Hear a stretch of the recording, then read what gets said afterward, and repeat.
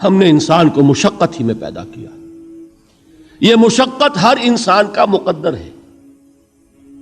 لوگ گھروں کو چھوڑ کر آئے ہوئے ہیں, کہاں کہاں انسان جاتا ہے.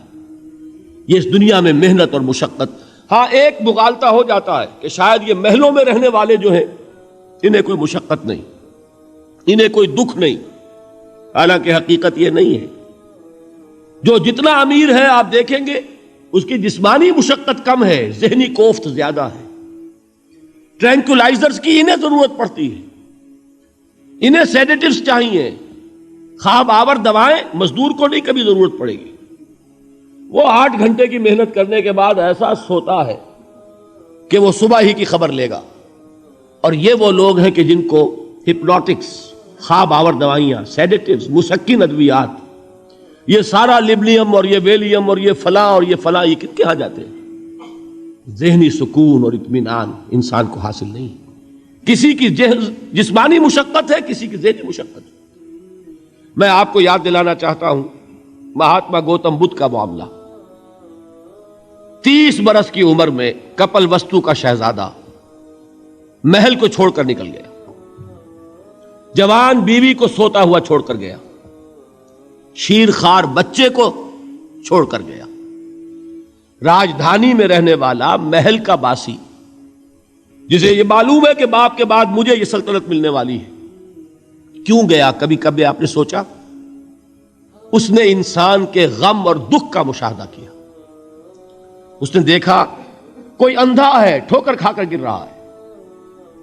کوئی والدین کھڑے ہوئے رو رہے ہیں اور ان کی نگاہوں کے سامنے ان کا نہایت محبوب بچہ دم توڑ رہا ہے اور وہ کچھ نہیں کر سکتے. اس نے سوچا یہ صدمہ کیوں ہے انسان کے, یہ دکھ اس کا مقدر کیوں ہے؟ اس صدمے سے, اس دکھ سے نجات پانے کی بھی کوئی شکل ہے کہ نہیں ہے؟ انسانوں کی ایک عظیم اکثریت, شاہ ولی اللہ دہلوی رحمۃ اللہ علیہ کے الفاظ ہیں کہ وہ لدو اونٹ اور کولو کا بیل بن کر زندگی بسر کرتی ہے. جو 8 گھنٹے تک اینٹیں ڈھو رہا ہو, اس شخص کا تصور کیجئے آپ, وہ واقعی انسان ہے یا حیوان بن گیا ہے؟ اور 8 گھنٹے کی اس محنت کے بعد بھی ہو سکتا ہے کہ 2 وقت کی روٹی اسے پوری نہ ملے. اور یہ تو ہو سکتا ہے, نہیں ہوتا ہے, کہ اگر بچہ بیمار پڑ گیا ہے تو شاید کوئی برتن بیچے بغیر اس کی دوا کا سامان نہ کر سکے.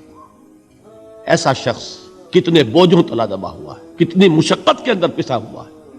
لدو اونٹ اور کولو کا بیل انسانوں کی عظیم اکثریت کی سطح پر زندگی بسر کرتی ہے.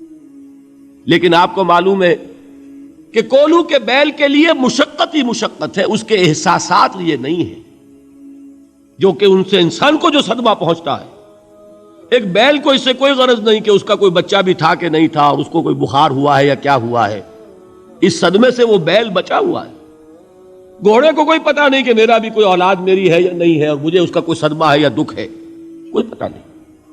لیکن انسان کا معاملہ یہ ہے کہ والدین کو جو جو دکھ دیکھنے پڑتے ہیں اپنے بچوں کے لیے, اپنی اولاد کے لیے.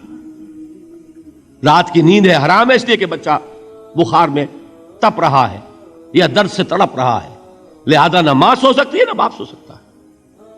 میں نے ایک موقع پر دیکھا, لاہور میں کیروسین آئل, اس زمانے میں ابھی سوئی گیس نہیں آئی تھی, اور اکثر و بیشتر جو ہے یہی مٹی کا تیل جو ہے ایندھن کے طور پر استعمال ہوتا تھا, اس کی شارٹیج ہو گئی تھی. تو کئی فرلانگ لمبی قطاریں لگتی تھی ان دکانوں کے باہر, ڈپو کے باہر. اور ایسے منظر بھی کہ ایک خاتون برقع پوش, ایک گود میں بچے کو لیے ہوئے, ایک کی انگلی پکڑے ہوئے, بوتل ہاتھ میں لیے ہوئے تیل کے لیے, اور کئی گھنٹے کھڑی ہے دکان پر. یہ مشقت انسان جھیلتا ہے کہ نہیں؟ اچھا یہ تو ہوا لقد خلقنا الانسان فی کبد. حیوانات کا معاملہ ایک اور اعتبار سے آسان ہے. ان سے کوئی محاسبہ بھی ہے کیا؟ کوئی جواب دہی بھی ہے؟ کوئی ان کو اللہ کے حضور میں کھڑے ہو کر اپنے اعمال کا حساب بھی دینا ہے؟ نہیں. انسان کی یہ ٹریجڈی ہے, یہ المیہ ہے انسان کا. اس کو بھی قرآن مجید کی ایک سورت میں قسمیں کھا کر اذا السماء انشقت, اس کے بعد کیا فرمایا؟ یا ایھا الانسان انک کادح الی ربک کدحا فملاقیہ. اے انسان, تیرا المیہ, تیری ٹریجڈی اس سے کہیں بڑھ کر ہے تجھے صدمے پر صدمے جھیلتے ہوئے، مشقت پر مشقت برداشت کرتے ہوئے ایک روز اپنے رب کے حضور میں بھی کھڑا ہونا ہے، جواب دہی بھی کرنی ہے۔